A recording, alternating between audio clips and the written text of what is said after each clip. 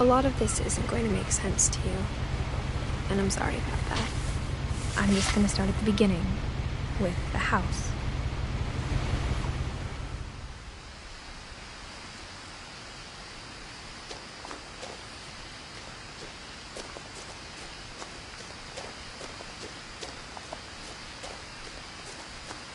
I lived here until I was 11, but I wasn't allowed inside half the rooms.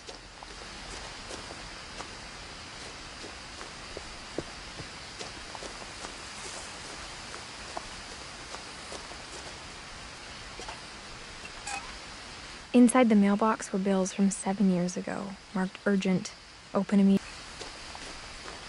I hadn't been back since my brother Lewis's funeral.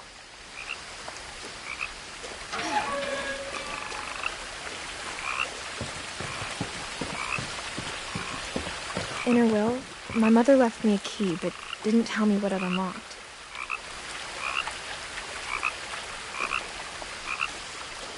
Maybe she thought I'd know. Or she thought that the mystery would be enough to bring me back.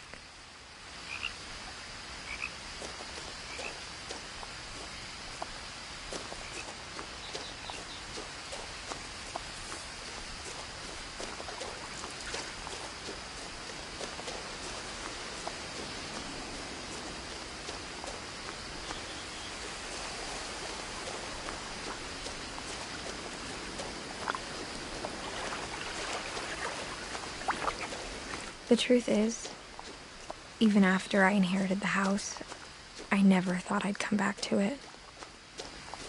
But now I had questions about my family that only the house knew the answers to. The woods around the house have always been uncomfortably silent, as if they're about to say something but never do.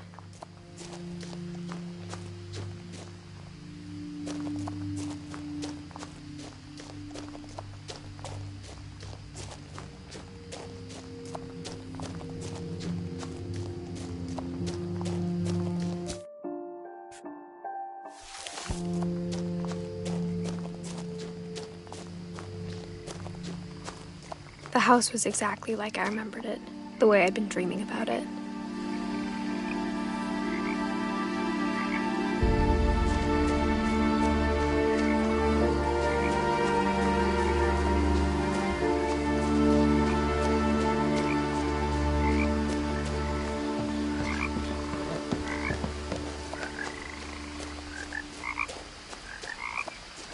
As a child, the house made me uncomfortable in a way I couldn't put into words.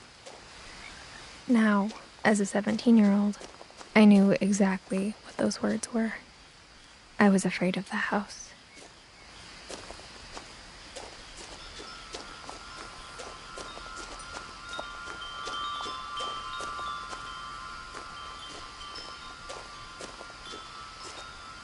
The house felt like it had always been here.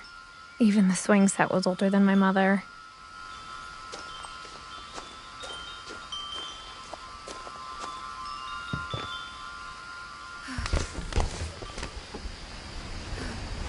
Crawling through the doggy door used to be a lot easier when I was 11.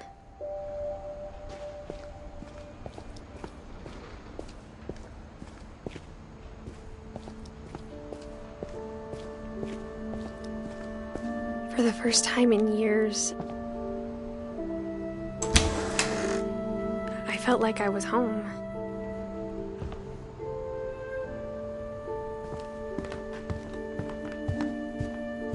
The table was still a wreck from the night we left. It was like a bomb had gone off, killing everyone but sparing the furniture.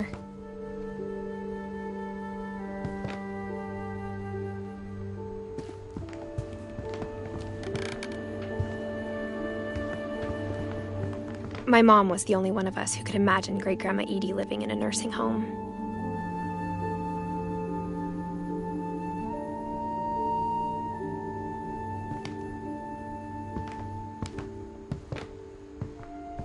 Nothing in the house looked abnormal. There was just too much of it, like a smile with too many teeth.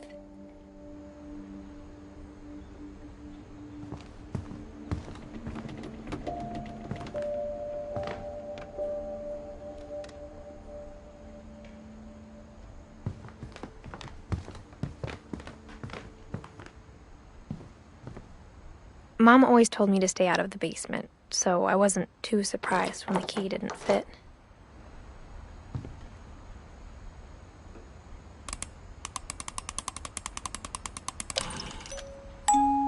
Great-Grandpa Sven built a music box for Barbara, along with the rest of the house.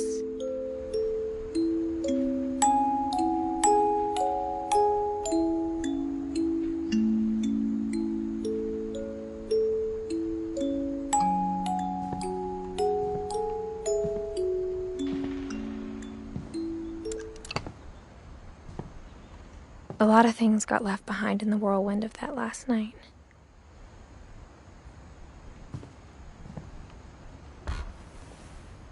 Edie told me once that every Finch who ever lived is buried somewhere in the library.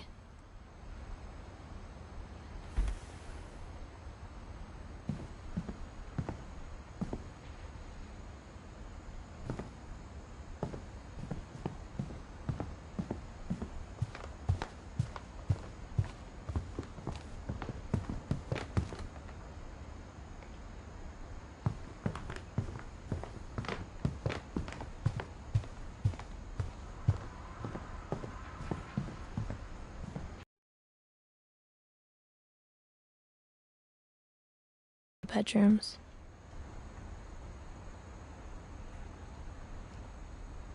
Then Edie retaliated and drilled peepholes.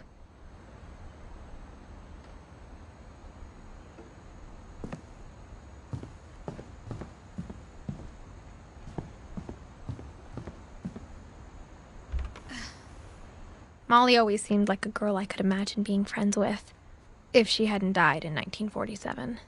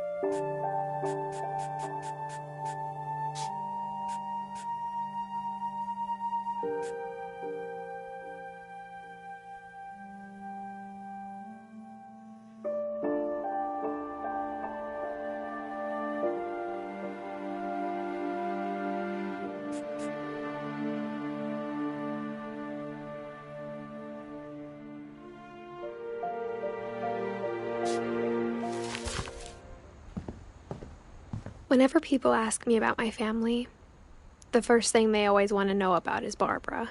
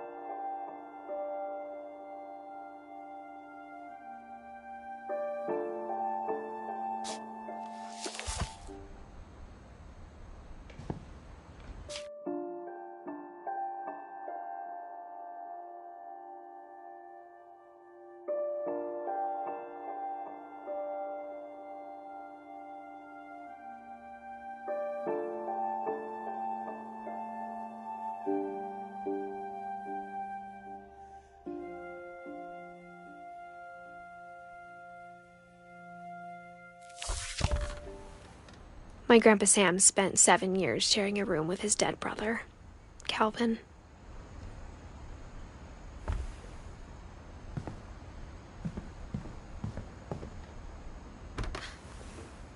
The last time I was in Edith Sr.'s room, I was 10 and she was painting my portrait.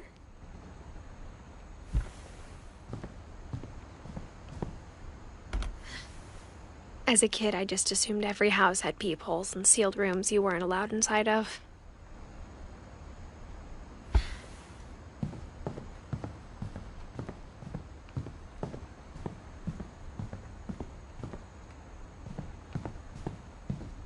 I spent a lot of time playing in Great Uncle Walter's room.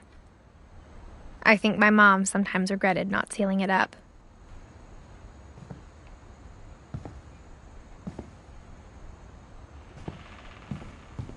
Louis told me there were secret passages, but I never believed him.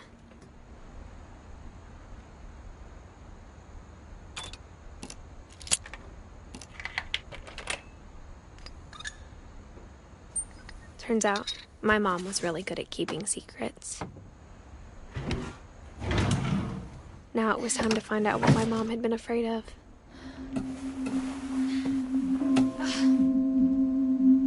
From the paintings on the wall, it was clear my brother Milton had been here before me.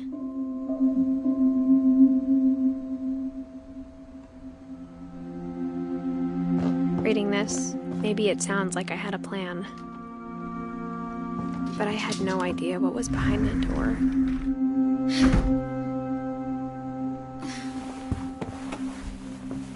Just like I had no idea where all this was gonna lead.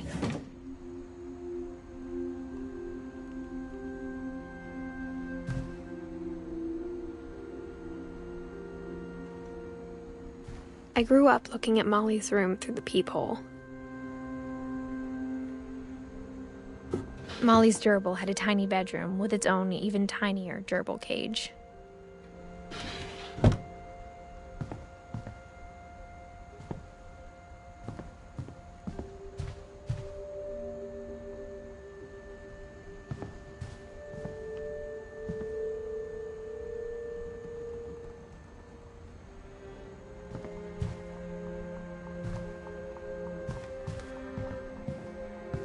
Being inside for the first time, I felt like I'd stepped behind a painting.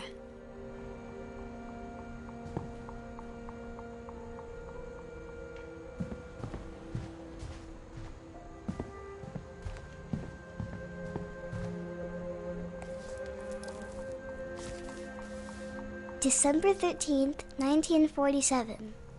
Dear Diary, I'll be gone soon, but I wanted to tell somebody about what's gonna happen. It started when Mom sent me to bed without dinner. I woke up and I was starving, so I looked around for something to eat. The gerbil food was dry, but I didn't mind it.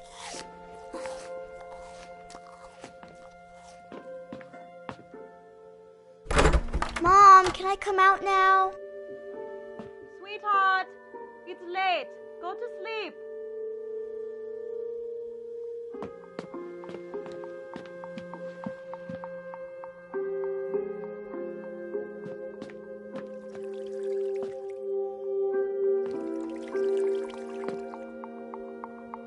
I thought about eating Christopher, but I held back.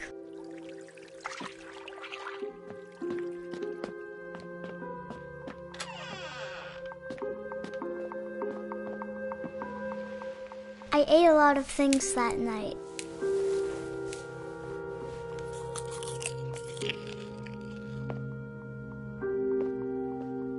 I kept eating and eating. It was a barn swallow going back to her nest. I reached out for her.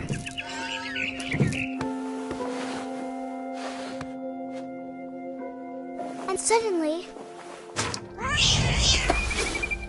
I was a cat.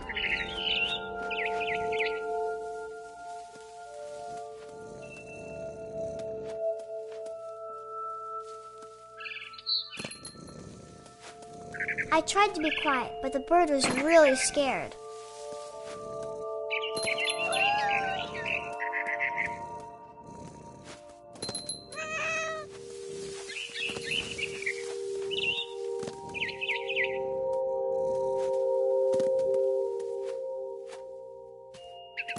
Mom and Dad didn't even look at me.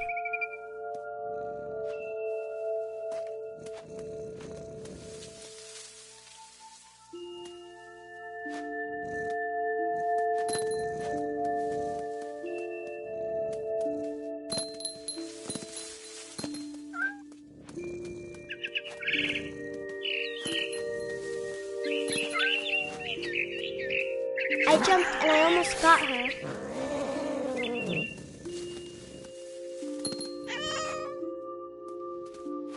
tell she was getting really tired.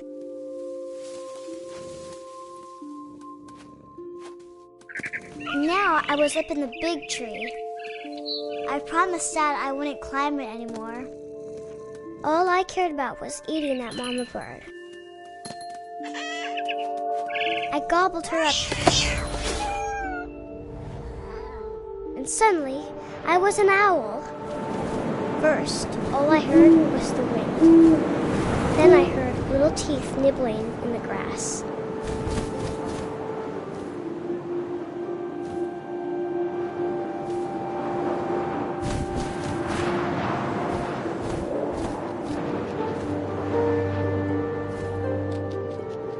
Rabbits.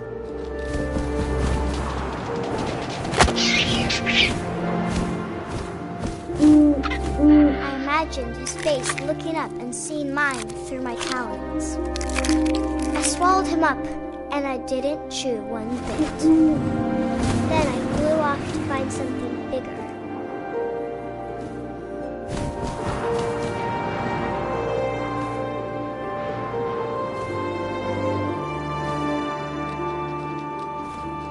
A mama rabbit.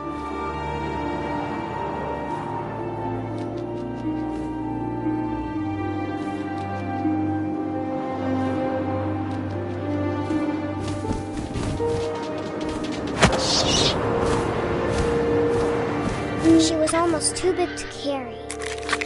I started choking, but I couldn't stop eating.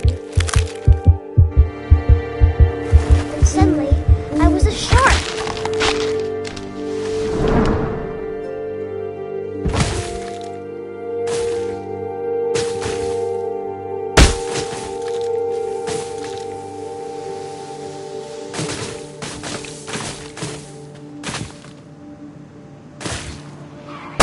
I rolled off a cliff and into the ocean. Now, I was hungrier than ever.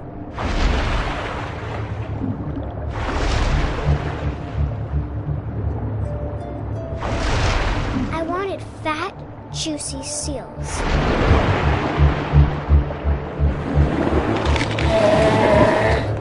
I tore off her flipper, and it tasted really good.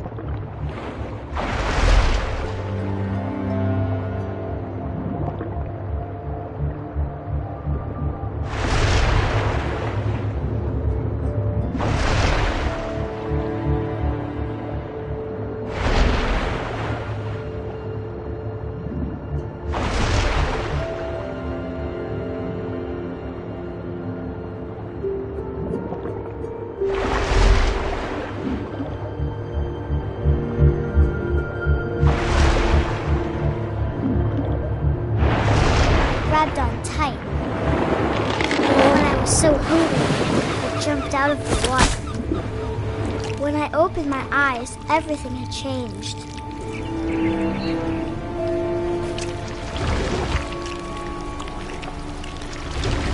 Now I was a monster, and I smelled people everywhere.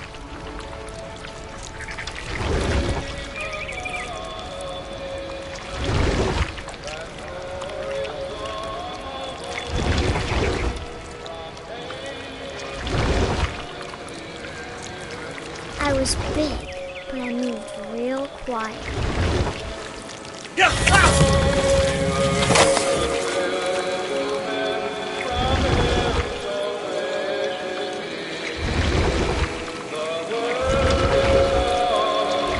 I wanted to stop, but also I didn't.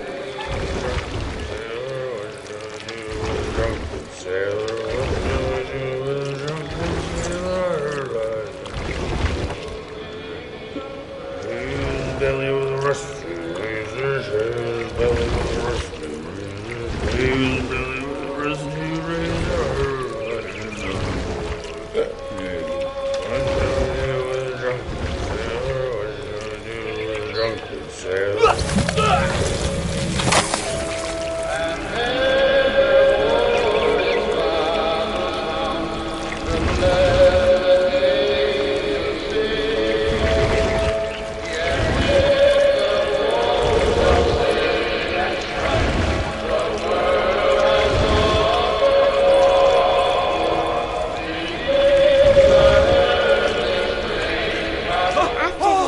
passenger, I was still hungry. And across the water, I smelled something new. Something I had to have, so I swam towards it.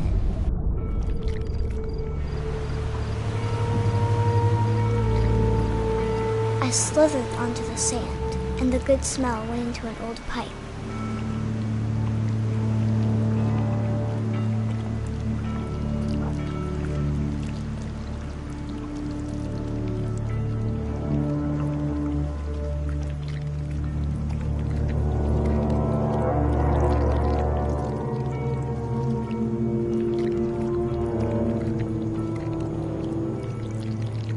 I got closer and closer.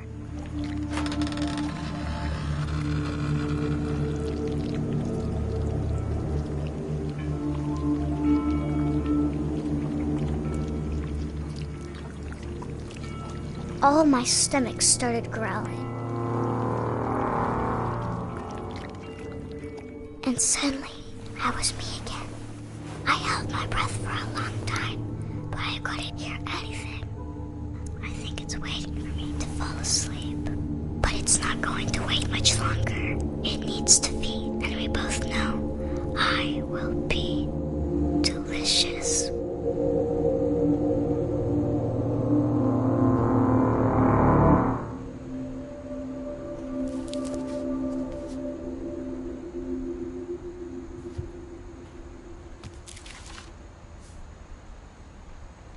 I'm not sure if I believed all of that, but I'm sure Edie would have.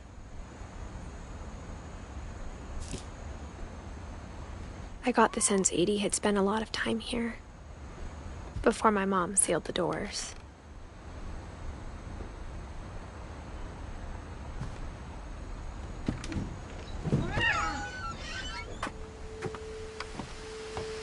This will be obvious later, but my mom never told me any of these stories.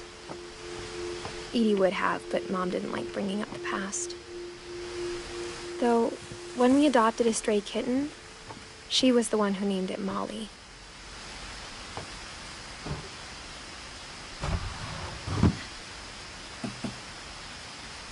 I spent a lot of time in Great-Grandma Edie's room.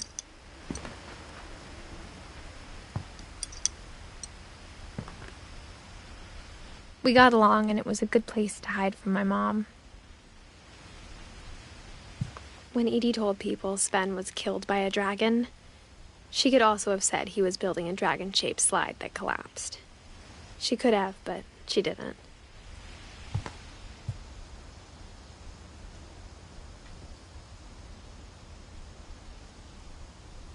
Even in her 90s, sometimes Edie seemed a lot younger than my mother.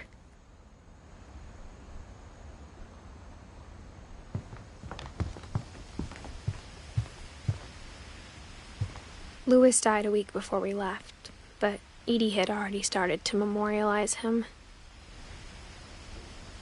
Edie knit me a new pair of gloves every year, just in time to replace the old ones.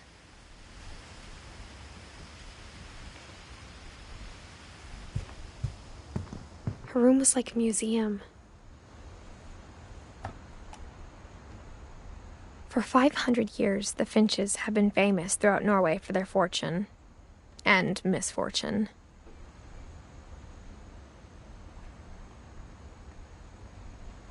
Odin Finch buries the latest victims of the family curse, his wife Ingeborg and their newborn son, Johan.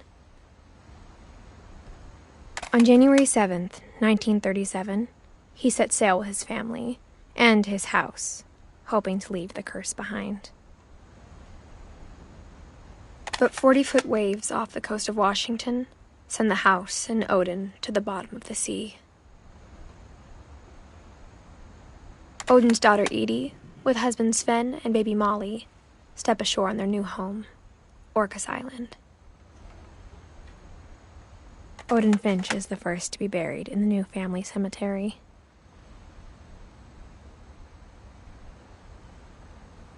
His daughter Edie is already dreaming of a new Finch house.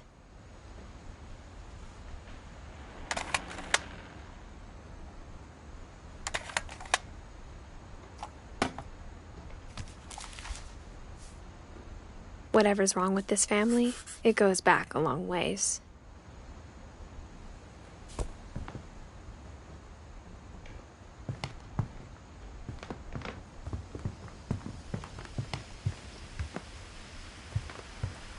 Edie gave a big interview about a mole man living under the Finch house. My mom was furious.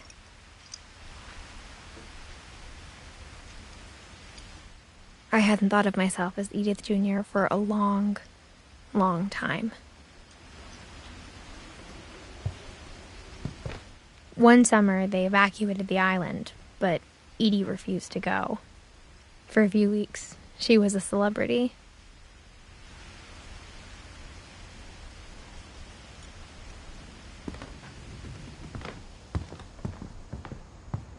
The only trace Grandpa Sam's first wife, Kay, left on the house was the pink bathroom.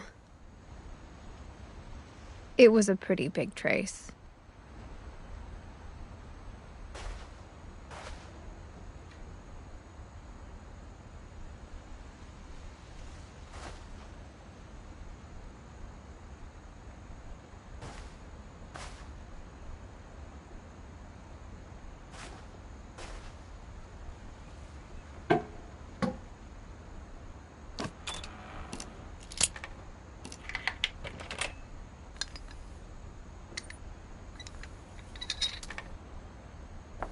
There's a secret in this bathroom.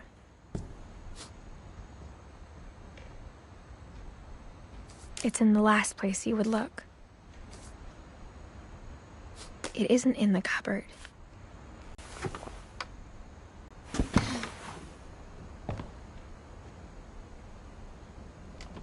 Sven gave Sam an old camera he'd refurbished.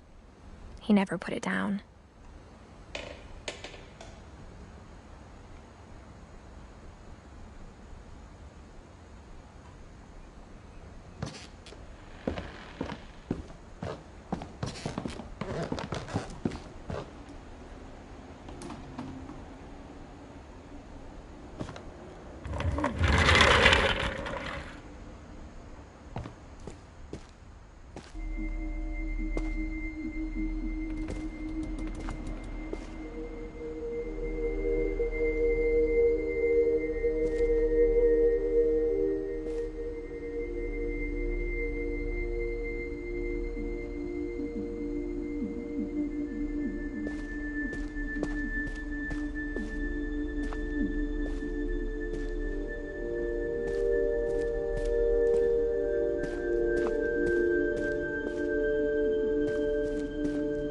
I knew Grandpa Sam had a twin.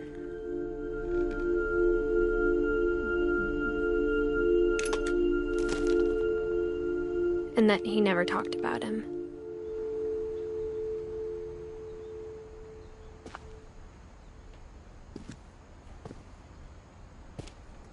I guess my grandpa didn't like history any more than my mom did.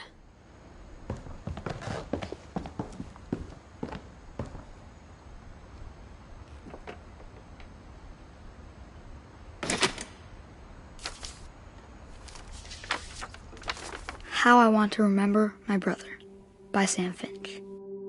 The thing I remember is that when he made up his mind, that was it.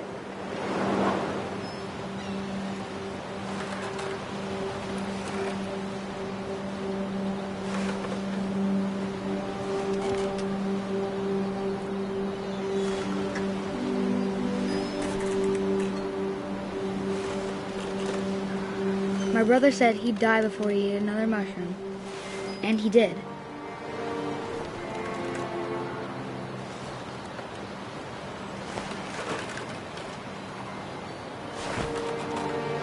At Barbara's funeral, we swore we'd never be afraid again, and he wasn't. I think Calvin always wanted to fly.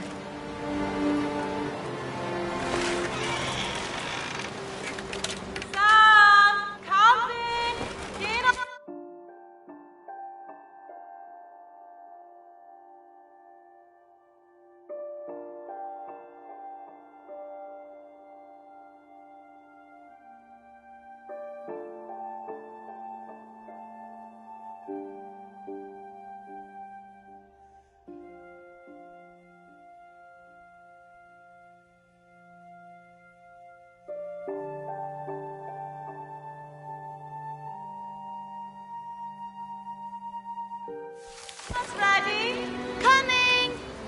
But that day, he finally made up his mind to do it.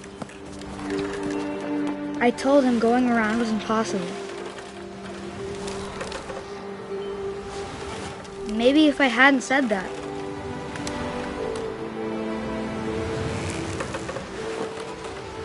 Calvin, I'm not gonna tell you again. maybe if the wind hadn't picked up, then maybe he'd still be here. But I doubt it. I think he'd already made up his mind. That's what I want to remember about my brother.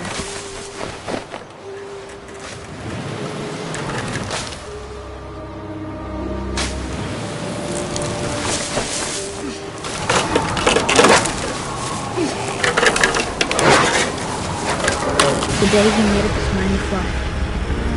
And he did.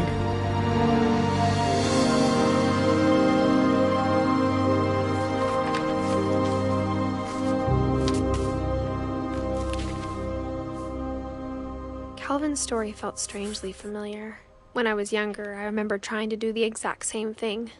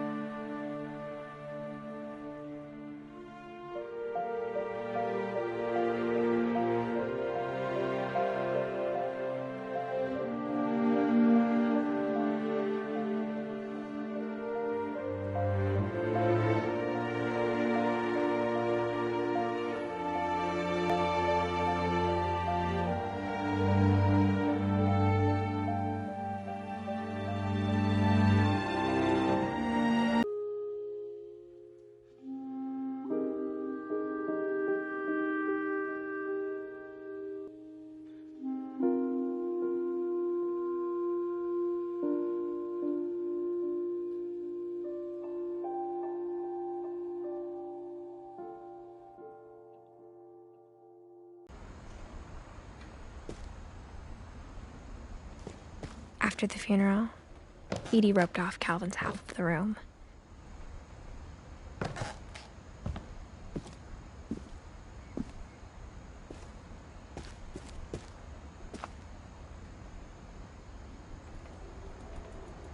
Mom said Grandpa Sam enlisted it.